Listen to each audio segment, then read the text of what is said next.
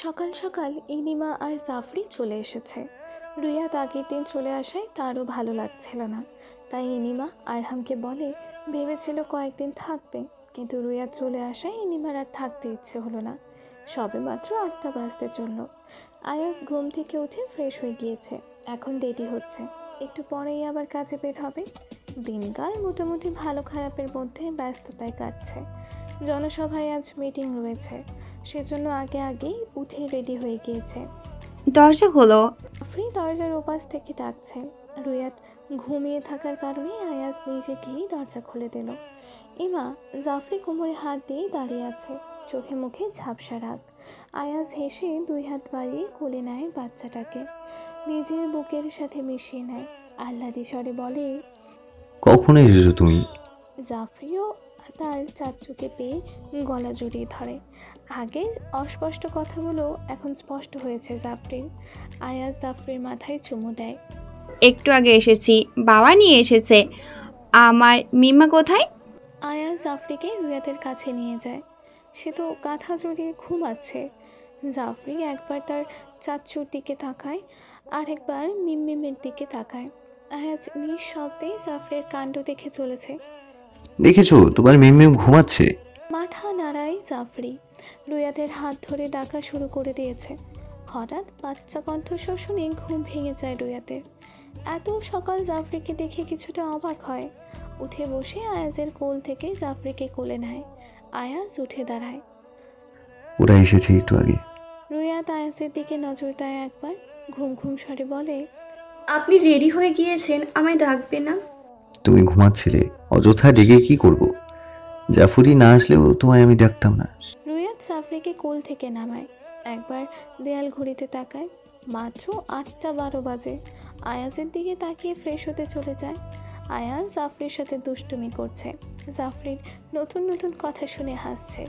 রুয়াত fresh হয়ে এসে দেখে আয়াজ আর জাফরি কথা বলছে, আর আয়াজও জাফরির কথা মনোযোগ দিয়ে শুনছে।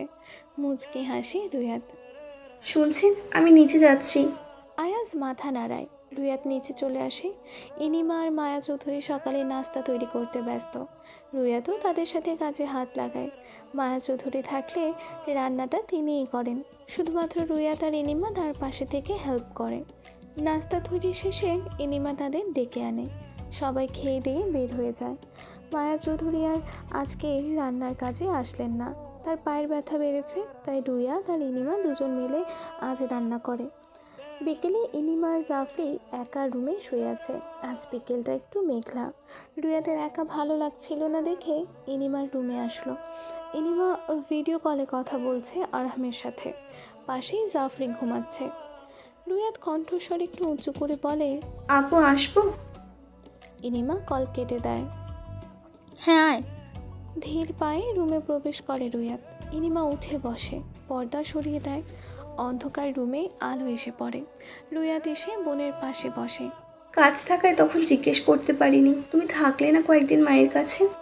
তুই এসে পড়েছিস, আর আমারও ভালো লাগছিল না, তাই চলে এসেছি। ছোট্ট করে রুয়াত উত্তর দেয়। ও, তোর চোখ মুখ এত শুকনো লাগছে কেন? হক চুকিয়ে যায় রুয়াত। আমার কই না তো, সব ঠিক আছে।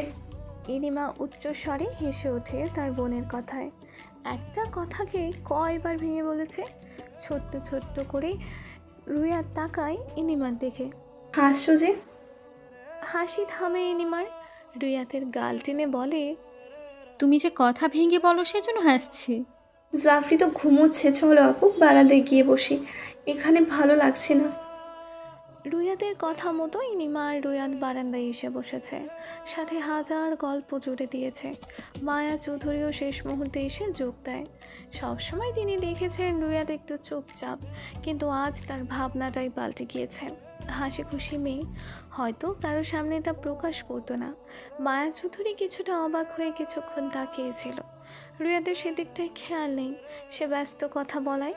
প্রায় তাদের আড্ডা চলে সন্ধ্যা পর্যন্ত, এরপরও থামেনি। যখন শুনেছে ফজলুল চৌধুরী এসেছে, তখনই মায়া চৌধুরী সরে আসে আড্ডা থেকে, কিন্তু রুয়াত আর ইনিমার আড্ডা চলমান। স্যার, এবারে ইলেকশন আপনি জিতবেন, রাজনীতিতে আপনার নাম বেশ আলোচিত। টেবিলে থেকে মাথা তুলে আয়াজ শাহেদের দিকে তাকায়। শাহেদ তার চকচকে সাদা দাঁতগুলো দেখে হেসে আছে। আয়াজ চোখে মুখে গম্ভীরতা। জানি না এসব, কিন্তু রাজনীতিতে আমি যোগ দেওয়ার পর প্রতিটি কাজ খুব গুরুত্ব দিয়েই করেছি। শাহেদের চোখে মুখে খুশির ঝলক। স্যার, আজকে জনসভায় সবার মুখে শুধু আপনার জয়ধ্বনি শুনছি। একবার চোখ বুঝে আয়াজ। মাথার উপর ফ্যান চলছে, চেয়ারে মাথা হেলিয়ে দেয়। জানালার পাশ থেকে বাতাস আসছে, তবু ঘেমে একাকার। চোখ খুলে প্রথমে ওপরে তাকালো, কয়েকবার পলক ঝাপটায়। তুমিও কি দিন শেষে সবার মতো বেইমানি করবে আমার সাথে শাহেদ? আচমকা আয়াজের মুখে এমন কথা শুনে যেন হৃদয় নেড়ে ওঠে তার। কণ্ঠস্বর স্বাভাবিক ছিল, কথার মাঝে ছিল হাজারো কষ্ট। মানুষ বাহিরের দিকটায় দেখে ভেতরের সত্তাটিকে কেউ দেখতে চায় না। আর আয়াজ মানুষকে নিজের দুর্বল জায়গাটিকে কখনোই দেখাতে চায় না। তার বাহিরের আসল কঠিন শক্ত রূপটি মানুষের কাছে পরিচিত। স্যার, সবাইকে অবিশ্বাস করলেও আমায় করবেন না, আমি সহ্য করতে পারবো না। আপনার জন্যই আমার রাজনীতিতে যোগ দেওয়া। আপনি যদি আমায় নিজ ইচ্ছায় মেরে ফেলেন, আমি তাও হাসি মুখে গ্রহণ করে নেব। আয়াজ একবার শাহেদের দিকে তাকায়। টেবিল থেকে মোবাইল নিয়ে তা পাঞ্জাবির পকেটে পড়ে শাহেদের দৃষ্টি মেঝেতে। আয়াজ তার মাথায় হাত বুলিয়ে দেয়। বাসায় যাও শাহেদ। বের হয়ে আসে আয়াজ। এখন সোজা বাসায় যাবে। শাহেদও চলে আসে। আজ আয়াজকে একটু অন্যরকম লাগছিল। দীর্ঘ নিঃশ্বাস ছাড়ে শাহেদ। খুব মনোযোগ দিয়ে আরহাম টিভি দেখছে। এসেছে অনেকক্ষণ হয়েছে। ইনিমা আরহামের সামনে কফিটা ধরলো। বিরক্ত হলো আরহাম। এইভাবে সামনে দাঁড়ালে কেন? টিভিতে এত মনোযোগ দিয়ে কি দেখছো? আমার তো মনে হয় না কখনো এত মনোযোগ দিয়ে কাজ করেছো কোনো দিন। আরহাম ইনিমার হাত থেকে মুখটা বেজার করে কফিটা নেয়। এর থেকেও বেশি মনোযোগ দিয়ে কাজ করি। আরহাম মুখটা সরিয়ে দূরে সরে গেল। ইনিমা আর চোখে তাকালো। একটু ভালো করে কথাও বলতে পারো না তুমি? সারাক্ষণ শুধু কিভাবে আমার সাথে ঝগড়া করবে সেটা ভাবো। আরহামের চোখ বড় বড় হয়ে গেল। শুরুটা তো ইনিমাই করেছে, এখন যত দোষ এখন আরহামের ঘোষ। কিছু বলতে যাবে অমনি কলিং বেল বেজে উঠল। ইনিমা দরজা খুলে দিল। আয়াজ এসেছে। আয়াজ ইনিমার দিকে একটু তাকিয়ে আবারও মাথা নিচু করে ভেতরে ঢোকে। তারপর চোখ চায় আরহামের দিকে। কিছু না বলেই ওপরে এসে পড়ে। বারান্দায় আয়াজ আর রুইয়া দাঁড়িয়ে আছে। কেউই কিছু বলছে না, একদম নিশ্চুপ হয়ে আছে। রুইয়াত বারবার আয়াজের দিকে তাকাচ্ছে, কিন্তু তার দৃষ্টি সামনের দিকে। আশেপাশে তার খেয়াল নেই। ভ্রু কুঁচকে রুইয়াত তাকিয়ে আছে আয়াজের দিকে। কিছু হয়েছে আপনার? প্রেয়সীর কণ্ঠস্বর শুনে আয়াজ তার দিকে তাকায়। না, কিছু হয়নি। কিছু একটা বলতে গিয়েও রুইয়াত থেমে যায়। আয়াজের হাত ধরে বলে, ছাদে যাব, চলুন। শুরুতেই আয়াজ নাকচ করে দিল। যাবো না। মনটা খারাপ হয় রুইয়াতের। আয়াজ বাহু জড়িয়ে বলে, প্রেয়সীর আবদার পূরণ করবেন না? আয়াজ এবার রুইয়াতের দিকে তাকায়। যেভাবে আবদার করে বসলো, ব্যাপারটা সত্যিই দারুণ। আয়াজ রুইয়াতের হাত মুঠোয় পড়ে। যার একটু আগে মন খারাপ ছিল সে এখন হাসছে। অবাক হয়ে আয়াজ একবার রুইয়াতের দিকে তাকায়। অমায়িক সুন্দর হাসি মেটার। দুজন ছাদে থাকা চেয়ারে বসে পড়ল। মৃদু বাতাস বইছে। রুইয়াত মনোযোগ দিয়ে চারপাশ দেখছে। পাশেই আয়াজ মোবাইল দেখতে ব্যস্ত। হঠাৎ আকাশে মেঘের গর্জন। পুরো শরীর কেঁপে ওঠে আয়াজের। রুইয়াতের দিকটায় তাকাতেই দেখে সে চোখ বন্ধ করে আছে ভয়ে। বৃষ্টি আসবে রুইয়াত, নিচে চলো। চোখ মেলে রুইয়াত আয়াজের দিকে তাকায়। তার চোখে মুখে অস্থিরতা। বৃষ্টিতে ভিজবো আজ। দরকার নেই, নিচে চলো বলছি। পাত্তাও দিল না রুইয়াত। বলেছি ভিজবো। আগে তুমি এমন ছিলে না রুইয়াত, কথার অবদ্ধ হওনি কখনো। চোখগুলো ছোট ছোট করে রুইয়াত আয়াজের দিকে তাকায়। আমি আপনার কথার অবাধ্য কখনো হব না। সারাদিন প্রেয়সী বলে ভালোবাসতে পারেন, অথচ আজ প্রেয়সীর সাথে বৃষ্টিতে ভিজতে পারবেন না। চুপ হয়ে গেল আয়াজ। রুইয়াত তার জায়গা থেকে উঠে দাঁড়ালো। কিছুক্ষণের মধ্যে বৃষ্টি চলে আসলো। হাত বাড়িয়ে রুইয়াত বৃষ্টির পানি স্পর্শ করছে। মনের সুখে বৃষ্টিতে ভিজে চলেছে। আয়াজ তার প্রেয়সীর পানি তাকিয়ে আছে। মেয়েটাকে যে বৃষ্টি পানিগুলো ছুঁয়ে দিচ্ছে, চেয়ারে হেলিয়ে দেয় শরীর। মন আপাতত রুইয়াতের দিকে। সে তো নিজেই ভিজে যাচ্ছে, সাথে আয়াজকেও ভেজাচ্ছে। একসময় রুয়াদ ছাদে বসে, বৃষ্টির পানিতে পরিষ্কার হয়ে যায় সব। আয়াজ হেসে রুয়াদের পাশে বসে পড়ে। রুয়াদ তাকায় তার প্রেমিক পুরুষের দিকে। তোমার কোলে মাথা রাখি? অবাক চোখে রুয়াদ আয়াজের দিকে তাকায়। মানে এমপি সাহেব অনুমতি নিচ্ছে? অবিশ্বাস্য। মাথা নেড়ে রুয়াদ সম্মতি জানায়। আয়াজ মাথা হেলিয়ে দেয় রুয়াদের কোলে। বৃষ্টি নামার নাম নেই। লম্বা হয়ে আয়াজ তার হাত পা ছাড়িয়ে ছাদের মেঝেতে শুয়েছে। মাথাটা আগলে ধরেছে রুয়াদ। নরম হাতে স্পর্শ বুলিয়ে দিচ্ছে আয়াজের মাথায়। চোখ বন্ধ করে আছে সে। আচ্ছা প্রেয়সী, এই বৃষ্টিতে অসুখ হলে কি করবে? মনে সুখের কাছে এসব কিছুই না। চুপ হয়ে যায় আয়াজ।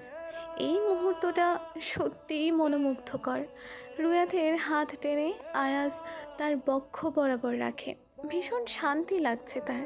ঠোঁট মেলে হেসে আয়াজ বলে, তোমার আমার এমন সুন্দর মুহূর্তের প্রহর কখনো না কাটুক প্রেয়সী। রুয়াদও আয়াজের কথায় তাল মিলিয়ে বলল, কখনো না কাটুক এমপি সাহেব। মাঝরাতে তীব্র জ্বরে শরীর পুড়ে যাচ্ছে রুয়াদের। প্রায় 1 ঘন্টার মতন বৃষ্টিতে ভিজেছিল, আর তার ফলে এখন জ্বর এসেছে। পাশেই আয়াজ নিশ্চিন্তে ঘুমাচ্ছে। সে একদম পুরো ফিট। কোনো মতে রুয়াদ উঠে বসে শোয়া থেকে। মাথাটা ব্যথা করছে ভীষণ, আর জ্বরও কমছে না। আয়াজ রুয়াদের থেকে অনেক দূরত্ব বজায় রেখে শুয়েছে আজ। ওপাশে উপর হয়ে শুয়ে আছে লোকটা। হাত বাড়ালেই তাকে ছোঁয়া যাবে। রুয়াদ আয়াজের দিকে হাত বাড়ায়। জ্বর আসার কারণে শরীর দুর্বল হয়ে গিয়েছে। কথা বলতে গিয়েও যেন থেমে যাচ্ছে বারবার। বহু কষ্টে আয়াজকে বলল, শুনছেন? অপর পাশের মানুষটার থেকে কোনো সারা শব্দ নেই। সে তার মতো ঘুমাচ্ছে। কোনো হেলদোল নেই। রুয়াদ আয়াজের হাত ধরে নাড়াচাড়া করে। কারো হাতের তীব্র গরম ছোঁয়া পেয়ে তড়িঘড়ি করে উঠে পড়ে আয়াজ। রুয়াদের হাত ধরে অনেক গরম। কপাল ও গালের দুপাশ চেক করে। জ্বর এসেছে তো তোমার। আমি মানা করেছি এই বৃষ্টিতে ভিজতে না, তাও ভিজেছ। এখন যে জ্বর এসেছে। আচ্ছা তুমি বসো, আমি মেডিসিন নিয়ে আসছি। আয়াজ মেডিসিন নেওয়ার জন্য উদ্যত হলো, তখনই রুয়াদ তার হাত ধরে। আয়াজ ভ্রু কুঁচকে তাকায় সেদিকটায়। মেডিসিন পরে আমায় একটু ওয়াশরুমে নিয়ে চলুন, মাথায় পানি দিব। শরীর দুর্বল হয়ে গিয়েছে, যার জন্য যেতে পারছি না একা। আয়াজের সাহায্য নিয়ে উঠে দাঁড়ায় রুয়াদ। আয়াজ নিজ দায়িত্বে রুয়াদের মাথায় পানি দিয়ে দেয়। একে তো শরীরে এমন জ্বর, তার উপর ঠান্ডা পানি। বারংবার কেঁপে উঠছে রুয়াদ।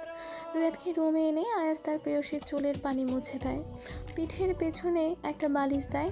সেখানে হেলান দিয়ে আধা শোয়া হয়ে শুয়ে আছে রুয়াদ। কক্ষ থেকে বের হয় আয়াজ।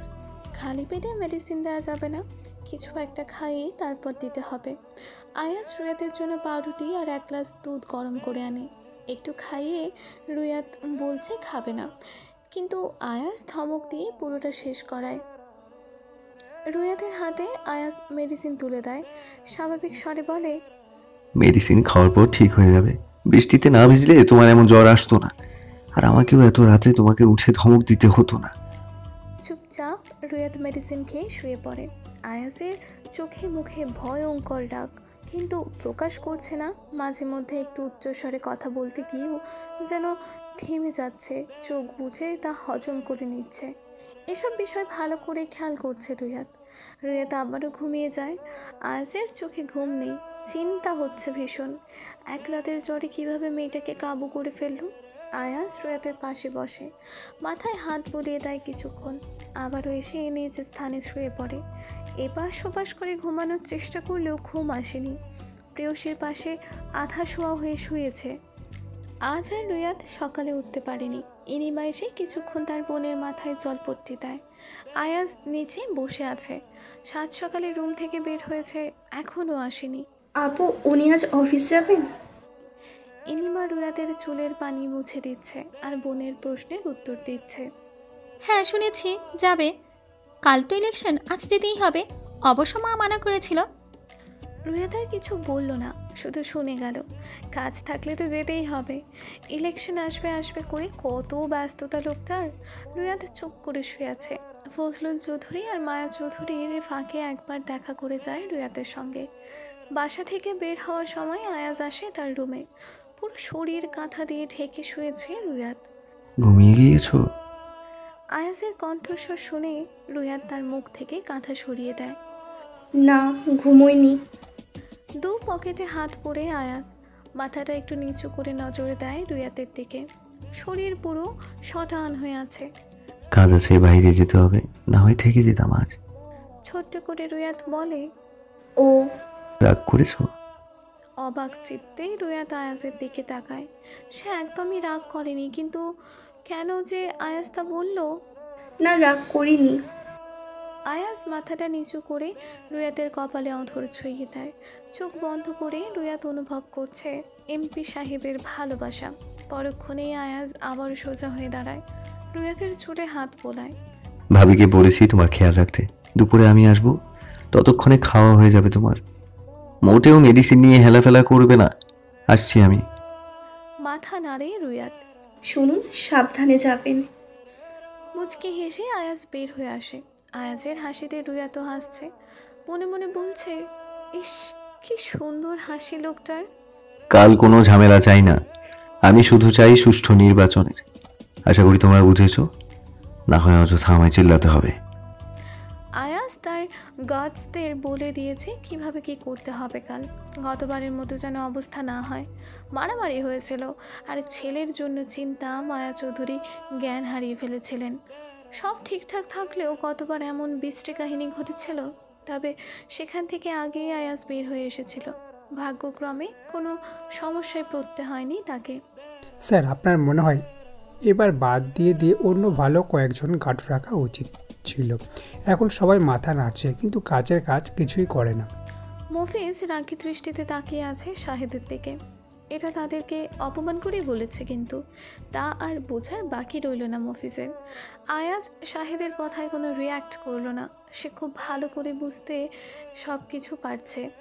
স্যার, এবার একদম পুরোদমে ভরসা দিয়ে বলছি, আমরা আমাদের কাজ ঠিকঠাক পালন করব, আর তেমন ঝামেলা হবে না এবার।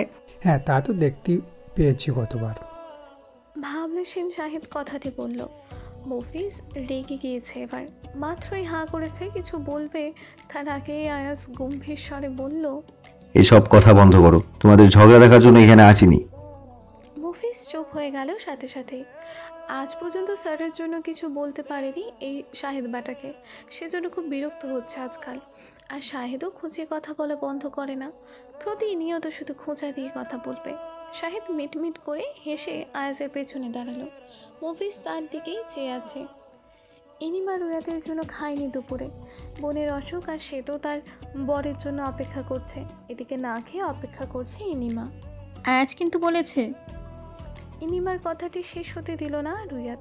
বিরক্তিকর সুরে রুয়াত বলে, আমি বলছি উনি এলে খাবো, তুমি গিয়ে খাও, সমস্যা নেই, আমার জন্য অপেক্ষা করো না। এমন মুহূর্তে গাড়ির আওয়াজ শোনা গেল বাহির থেকে। রুয়াত তড়িঘড়ি করে উঠে বসে। নিশ্চয়ই আয়াজ এসেছে। ইনিমার কিছু বলেনি, রুয়াতের পাশে বসে পড়ে।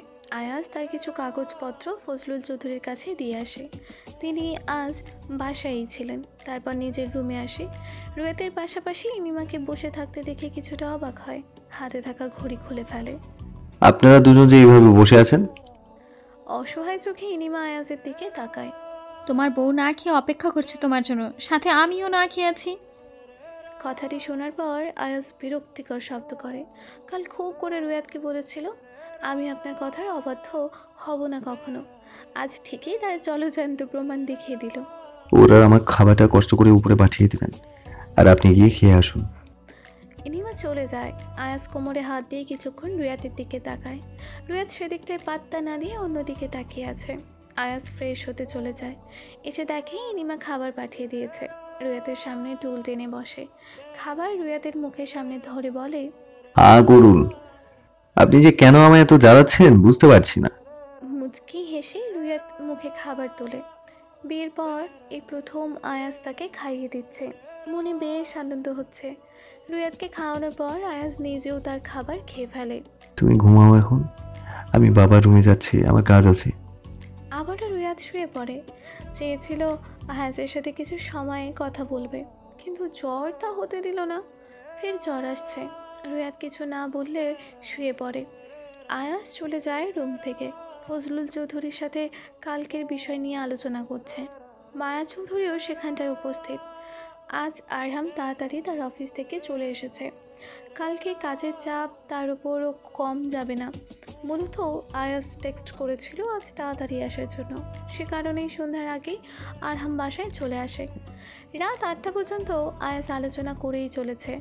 বাহির থেকে বেশ কিছু মানুষজন এসেছে, তারা তার বিশ্বস্ত কাছের মানুষ, আর তাদের সাথে কথা বলতে বলতে এত বেশি দেরি হয়েছে। আয়াস বারান্দায় দাঁড়িয়ে কারোর সাথে মোবাইলে কথা বলছে। আজও বৃষ্টি হচ্ছে। রুম থেকে আয়াসের অবয়ব স্পষ্ট দেখা যাচ্ছে। রুয়াত উঠে গিয়ে আয়াসের পাশে দাঁড়ায়। কথা বলার মাঝে আয়াস একবার তার প্রেয়সীর দিকেই তাকায়। একদিনের জ্বরে একদম চেহারা পাল্টে গিয়েছে প্রেয়সীর।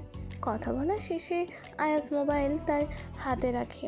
রুয়াতের পাশের গ্রিলে এক হাত রেখে হেসে বলে, চলো, বৃষ্টিতে ভিজবে আবারও। রুয়াত আয়াসের দিকে তাকায়, অন্যমনস্ক হয়ে বলে, চলুন তবে। আয়াস এক পাশে হাত রেখেছিল। রুয়াতের এমন তেড়া উত্তর শুনে অপর পাশের গ্রিলেও হাত রাখে। আয়াসের মাঝে রুয়াত বন্দি এখন। ভ্রু কুঁচকে আসে রুয়াতের এমন কথা শুনে। জ্বরে পুড়ে যাচ্ছ অথচ বৃষ্টিতে ভেজার শখ এখনো গেল না। আপনি তো বলেছেন, শুরুটা কে করেছিল শুনি একটু। তাই বলে এমন উত্তর? এমপির বই থেকে এমনটা আশা করিনি। চেহারা দেখেছ একবার, কেমন হয়ে গিয়েছে একদিনের জ্বরে। রুয়াত হাসে আয়াসের কথায়। ইস, জ্বর না হলে তো জানতাম না বা বুঝতাম না আপনি আমায় এত বেশি ভালোবাসেন। ঠোঁট কামড়ে হাসে আয়াস। তাই? তাহলে আমার ভালোবাসা দেখোনি তুমি? ওই সময়গুলোর কথা মনে করিয়ে দিব প্রেয়সী। লজ্জায় আয়াসের বরাবর মুখ সরিয়ে নেয় রুয়াত। আমি অসুস্থ আর আপনি এসব বলে চলেছেন। তুমি না বললে আমিও এসব বলতাম না। রুয়াত ভালো করে তার ওড়না জড়ায় শরীরে। আয়াস তার দিকেই চেয়ে আছে। কি হয়েছে? ঠোঁট কাঁপছে রুয়াতের, ঠান্ডা লাগছে অনেক। আয়াসের প্রশ্নের উত্তর দেয়, খুব ঠান্ডা লাগছে। রুয়াতের হাত ধরে আয়াস। রুমে চলো, তোমার আবারও জ্বর এসেছে। এখানে দাঁড়িয়ে থাকলে আরো ঠান্ডা লাগবে। কণ্ঠস্বর নিচু করে রুয়াত বলে, জড়িয়ে ধরুন, ঠান্ডা লাগবে না আর। আয়াস হেসে জড়িয়ে ধরে তার প্রেয়সীকে। সে হালকাভাবে ধরলেও রুয়াত খুব শক্ত করে ধরেছে। প্রেমিক পুরুষের শরীরের উষ্ণতা অনুভব করতেই রুয়াতের ঠান্ডা উধাও। বিপুল ভোটে এবারও জিতে গিয়েছে আয়াস তাইম চৌধুরী, আরেকবার এমপি হয়েছে। মাত্রই আরহাম কল দিয়ে জানায় ফলাফল পাওয়ার পর। সারাদিন রুয়াত খুব টেনশনে ছিল। কাল রাতে মনে হয় আয়াস 1 ঘন্টার মতন ঘুমিয়েছে। সে শুধু আজকের দিনটার জন্য চিন্তায় ছিল। বাড়িতে আবার উৎসব মুখর পরিবেশ তৈরি হয়েছে। রুয়া তো ভীষণ খুশি। বাসার সবাই খুব খুশি হয়েছে। হান্নান মজুমদার আর মেহেরুবা সকালে চলে আসে। মায়া চৌধুরী অনেক অনুরোধ করেছে আজকের দিনটা তাদের সাথে কাটানোর জন্য, তাই মেহেরুবা আর হান্নান মজুমদার চলে আসে সকালে। সব ঠিক থাকলেও কেন জানি রুয়াতের মন বারবার খারাপ হয়ে যাচ্ছে। অজান্তেই মন খারাপ হয়ে যাচ্ছে শুধু। এই মন খারাপের কোনো কারণ নেই। আরহাম বাসায় এসেই চেঁচামেচি শুরু করে দিয়েছে। রুয়াত দৌড়ে এসেছে, সাথে ইনিমাও এসেছে, হাতে অনেকগুলো ফুল। রুয়াত ভেবেছে আয়াজ এসেছে, কিন্তু না, আরহাম এসেছে শুধু। বাসায় এসেই চেঁচামেচি শুরু করে দিয়েছো? আরহামের মেজাজ গরম আজ। কত কষ্ট করেছে সে খেয়াল কি ইনিমার আছে? শুধু কিভাবে ঝগড়া করবে সেটা নিয়েই ভাবে। কথা বলো না তো, গাড়ির থেকে মিষ্টি নামানোর ব্যবস্থা করো, আর রুয়াত মাকে ডেকে দাও। রুয়াত মায়া চৌধুরীকে ডেকে আনে। ছেলের এত বড় একটা খুশির সংবাদ শুনে বিছানায় গেল একটু আগে। চিন্তায় চিন্তায় কাটছিল আজকের দিন। আবারও আরহাম এসেছে শুনে নিচে আসে। সোফায় শরীর হেলিয়ে শুয়ে আছে আরহাম। মাগরিবের আজান দিয়েছে কিছুক্ষণ আগে। মেহরুবা নামাজে থাকাতে আর আসেনি। মায়া চৌধুরী আরহামের পাশে বসে। আয়াজ আসেনি? আর তোর বাবা কোথায়? কণ্ঠে অস্থিরতা মায়া চৌধুরীর। এবার ছেলেকে একটু দেখতে চাচ্ছে। মনটা কাতর হয়ে আছে একটি নজর ছেলেকে দেখার জন্য। আরহাম শান্ত স্বরে বলে, বাবা আর আয়াজ পরে আসবে। তোমার ছোট ছেলেকে শুভেচ্ছা জানানোর জন্য কত মানুষ ওয়েট করছে। তাদের সাথে কথা বলেই চলে আসবে বাসায়। বাবা হয়তো কিছুক্ষণের মধ্যেই আসবে। খেয়েছো দুপুরে তুমি? মাথা নাড়ায় মায়া চৌধুরী। পরিস্থিতি ঠিক ছিল তো? আয়াজ কি মাথা গরম করেছে আজ? না, সব কিছু ঠিকই ছিল। তুমি টেনশন করো না আর। আরহাম তার মায়ের দুটো গাল ধরে হাসি মুখে কথাটি বলে। রুয়াত দাঁড়িয়ে দাঁড়িয়ে সব দেখছে। মেহরুবা আসে তাদের মাঝে। রুয়াতের পাশাপাশি দাঁড়ায়। আরহাম কথা বলে কিছু সময় মেহরুবার সাথে। যেহেতু সে অনেক সকালে বের হয়েছিল তাই আর কথা হয়নি, দেখাও হয়নি। ফজলুল চৌধুরীও এসেছেন। মায়া চৌধুরী তার আসার পরই জিজ্ঞাসা করে আয়াজ কেন আসেনি।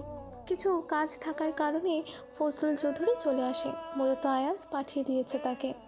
রুয়াদের অস্থিরতা বেড়েই চলেছে। হাজারো ভয় এসে জমা হচ্ছে শুধু।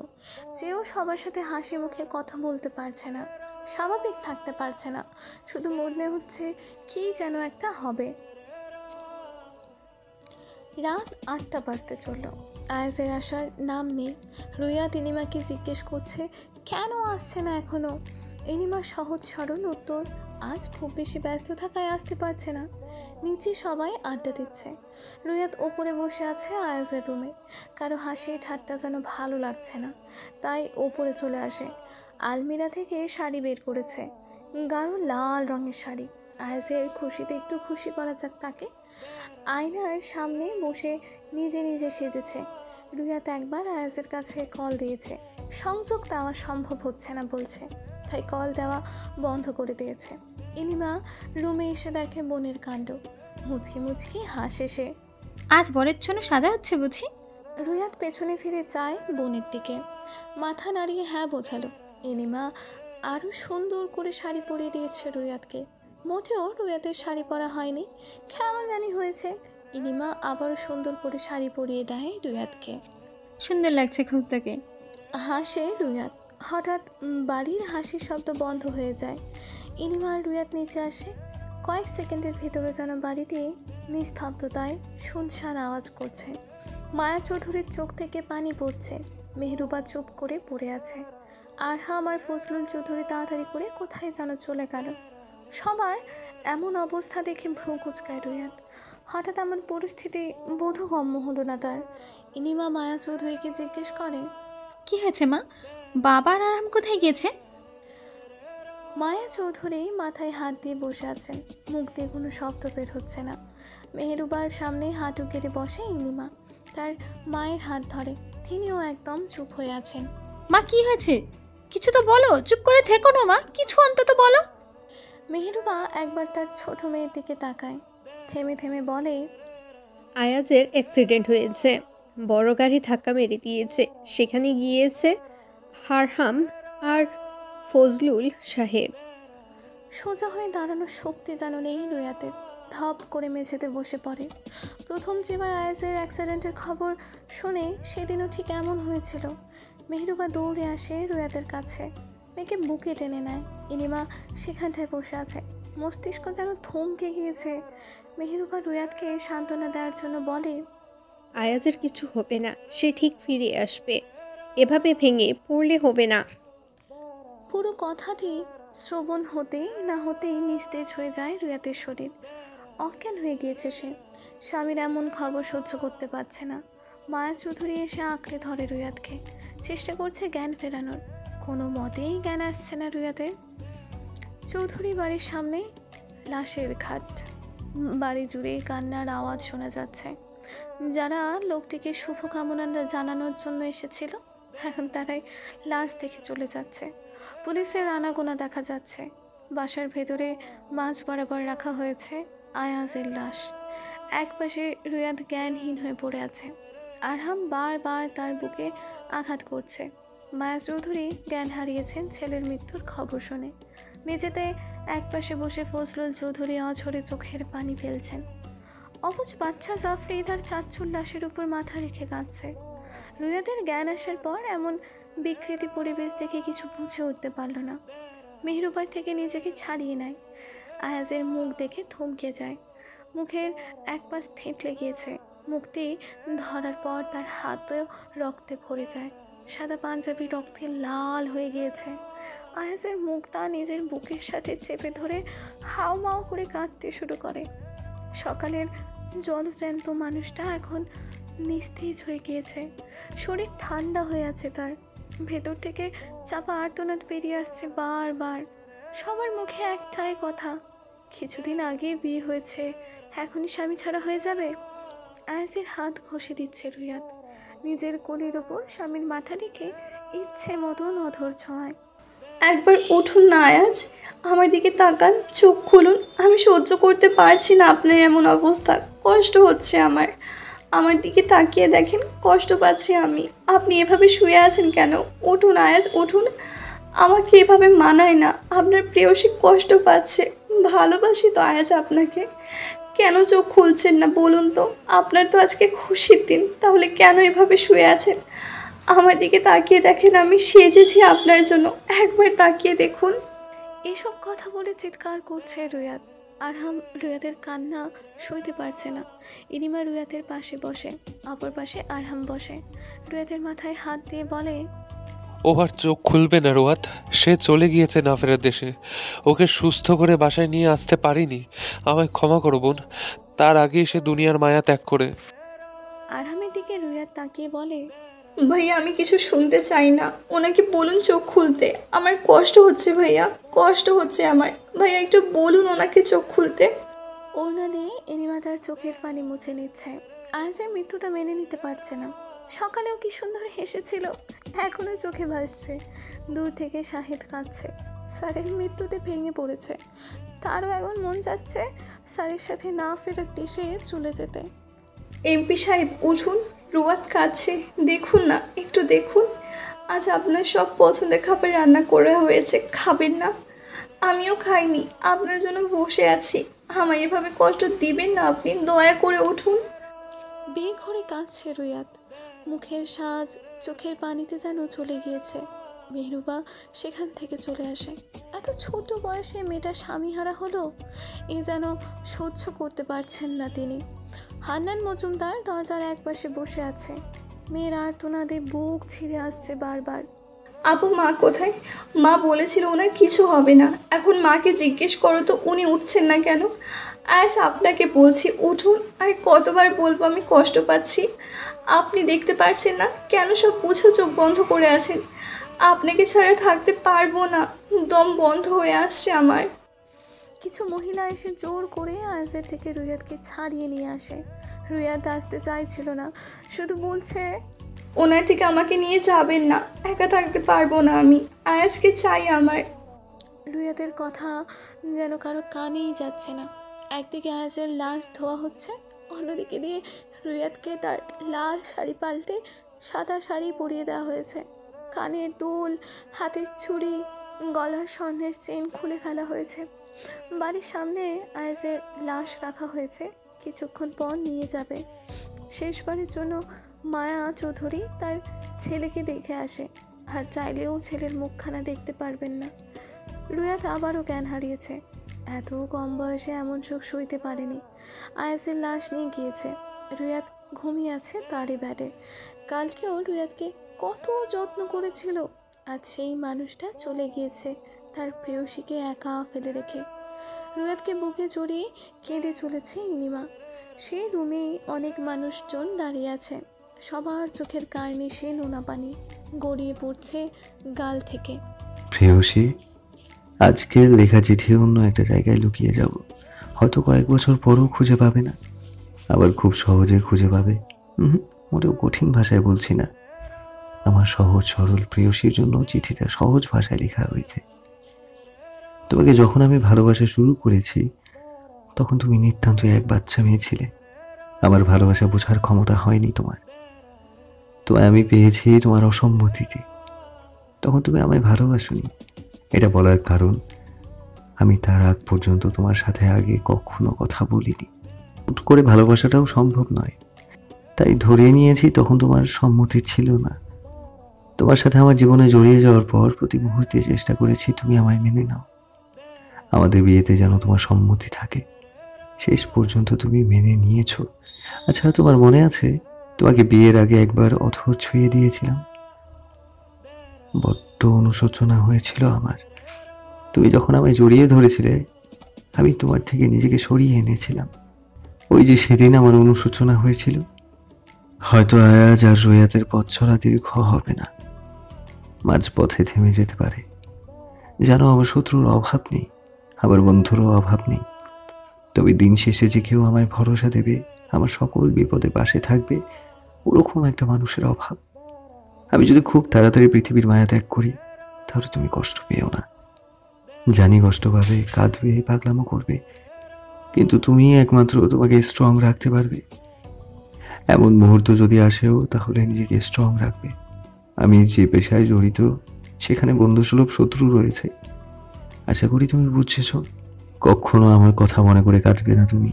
তোমার প্রতিটি মোনাজাতে আমায় রেখো, যাতে পরকালে তোমার সাথে আবার দেখা হয়।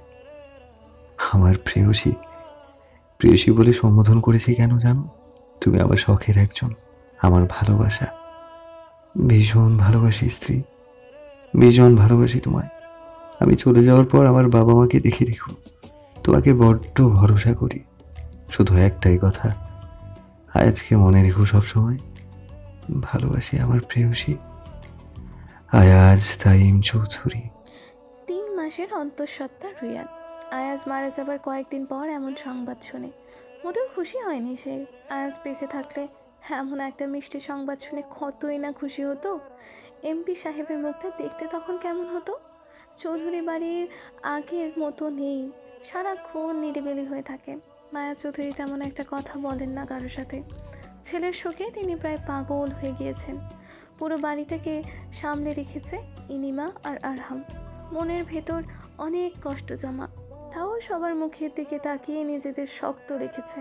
প্রতি রাতে রুয়াতের ঘর থেকে আর্তনাদ বেরিয়ে আসে, সেগুলো মুখ বুঝে সহ্য করে নেয় ইনিমা। এই তো এখন আয়াজের সন্তান তার গর্ভে বেড়ে উঠছে, নিজের প্রতি খেয়াল রাখবে তা নয়, নিজেকে প্রচুর অবহেলা করছে। হান্নান মজুমদার মেয়ের এমন কষ্ট সইতে না পেরে একবার স্ট্রোক করে। মেয়েরূপাও নিজেকে শক্ত রাখছে, রুয়াদের সামনে ভুলেও কাঁদে না। রুয়াদের এমন সুসংবাদে সবার মুখে শুধু দুঃখ ভেসেছিল। আলমিরা থেকে আয়াজের পাঞ্জাবি বের করে গুছিয়ে রাখছে রুয়াদ। এই কয়েক মাসে যে কতবার আয়াজের পাঞ্জাবি গোছানো হয়েছে তার ঠিক নেই। কালো পাঞ্জাবির মাঝে একটা চিঠি পায় রুয়াদ, সেটাই পড়ছে সে। মনটা বিষিয়ে গেল আবারও, চারিদিক অস্থির লাগা শুরু করলো। আলমিরা থেকে আয়াজের সাদা পাঞ্জাবি, তার একটি হাস্যোজ্জ্বল ছবি আর চিঠিটা ড্রয়ারের ওপর রাখে। রাত হোক, সে আর আয়াজ নিস্তব্ধ রাতে গল্প করবে একা একা। আচমকা হেসে ওঠে রুয়াদ। রুয়াদ, রুমে আসবো?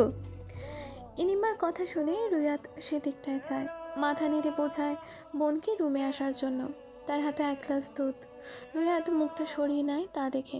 কঠোর স্বরে ইনিমা বলে, মুখ সরালে হবে না, খেতে হবে। ডাক্তার কি বলেছে? তোর শরীর দুর্বল, তার জন্য শক্তি প্রয়োজন। এমনিও রক্ত নেই শরীরে।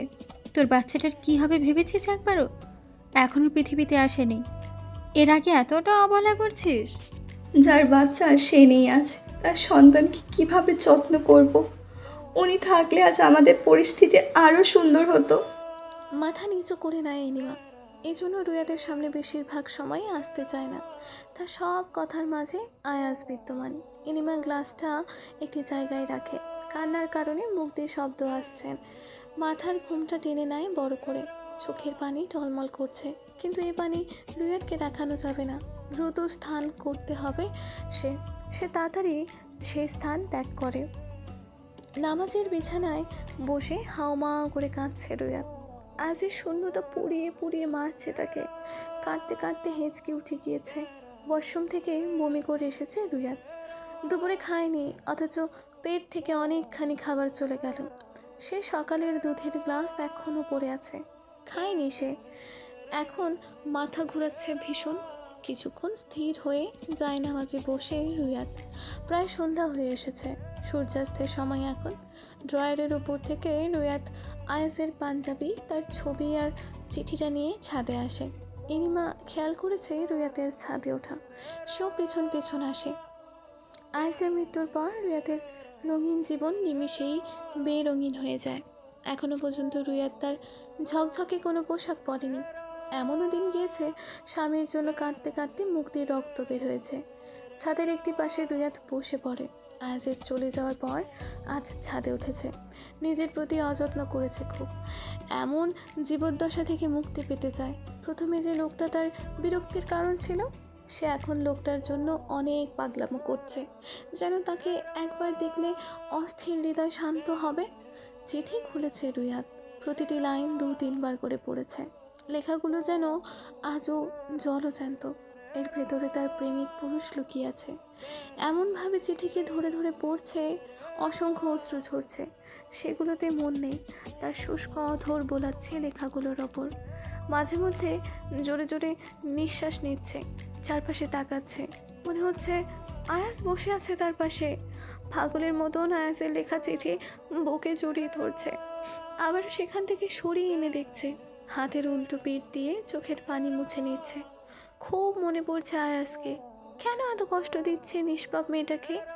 দরজার আড়ালে ইনিমা দাঁড়িয়ে বোনের এমন দৃশ্য সইতে পারছে না। আর যদি আয়াস বেঁচে থাকতো, তাহলে সে পৃথিবীর যেখানটাই লুকিয়ে থাকুক না কেন, সেখান থেকে এনে রুয়াতের সামনে দাঁড় করাতো।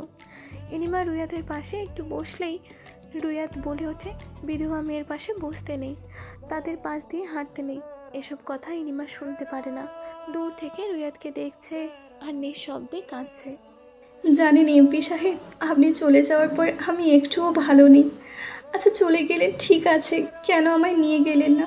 আমি আর আপনি মারা যাবার পরও একসাথে থাকতে পারতাম। এই যে আমার গায়ের পোশাক দেখছেন না, রংচটা, আমার জীবনটা এমন হয়ে গেছে। আর কয়েকটা দিন আমার সাথে থেকে গেলে ভালো হতো। রাতে যখন একা ঘুমাই তখন আপনার কথা মনে পড়ে সেই রাতগুলো যেখানে আপনি মাতোয়ারা হয়ে উঠেছেন আমার পেয়ে। আমি সেই দিনগুলো ভুলতে পারছি না।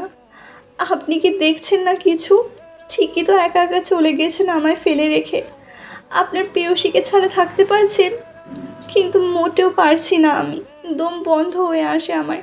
কত রাত কেঁদেছি আপনার জন্য। নিশ্চয়ই আপনি আমার এমন অবস্থা দেখে হাসছেন, তাই না?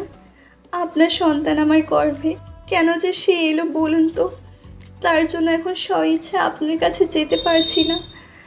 আমাদের একসাথে পথ চলা অনেক দূর বাকি ছিল, মাঝপথে হাত ছেড়ে দিলেন। আপনার কষ্ট হয়নি আমাকে যে একা ফেলে রেখে চলে যাওয়াতে? কেন আমার সাথে এমন হয়েছে? কত ভালো দিন যাপন করছিলাম আমরা। আপনি চলে যাবার পর আমার অনেকবার জ্বর হয়েছে, কিন্তু আপনার মতো কেউ এত সুন্দর করে যত্ন নেয়নি, আমায় খাইয়ে দেয়নি। যখন ভালোবাসা বুঝিনি তখন বিরক্ত লেগেছে আপনাকে, আর ভালোবাসার বোঝার পরপরই চলে গিয়েছেন। রুয়াত এখনও কাঁদে আপনার জন্য।